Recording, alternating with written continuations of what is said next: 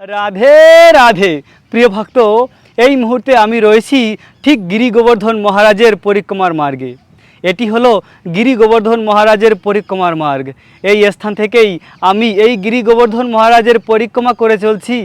আর এই গিরি গোবর্ধন মহারাজের পরিক্রমা করার মাধ্যমে পরম আনন্দ লাভ করা যায়। যদি কোনো ভক্তের হৃদয়ে কোনো রকমের অভিলাষ থাকে, সেই সমস্ত অভিলাষকে গিরি গোবর্ধন মহারাজ পূর্ণ করতে পারে। কেননা এই গিরি গোবর্ধন মহারাজ হলো ভগবান শ্রীকৃষ্ণের হৃদয়। ভগবান কৃষ্ণের হৃদয় থেকে প্রকাশিত হয়েছে এই গিরি গোবর্ধন মহারাজ গোলক বৃন্দাবনে। তাই এই গিরি গোবর্ধন মহারাজকে ভগবান কৃষ্ণের হৃদয়, তাই তো গিরি গোবর্ধন এত দয়ালু, এত মহান। ভগবান কৃষ্ণের সবথেকে প্রিয় গোপিকারা, ব্রজ গোপিকারা হলো এই জগতের সর্বশ্রেষ্ঠ ভক্ত।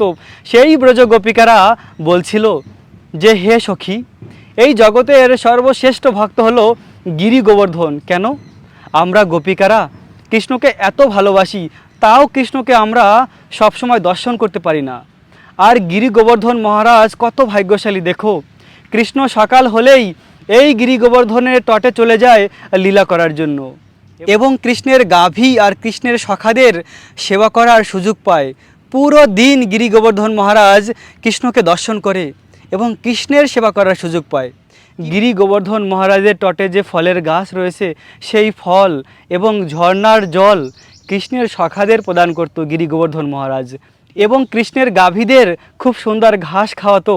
এভাবে সেবা করেছে গিরি গোবর্ধন মহারাজ।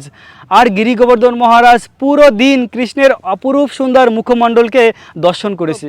যে শ্যাম সুন্দর কৃষ্ণের মুখমণ্ডলকে এক পলক দর্শন করার জন্য গোপিকারা রাস্তার পাশে দাঁড়িয়ে থাকতো, কখন কৃষ্ণ ফিরে আসবে। সেই কৃষ্ণকে অপলক নয়নে পুরো দিন দর্শন পেয়েছে গিরি গোবর্ধন মহারাজ। তাই তো গিরি গোবর্ধন এত ভাগ্যবান। গিরি গোবর্ধন পুরো দিন কৃষ্ণ আর কৃষ্ণের সখাদের সেবা করেছে।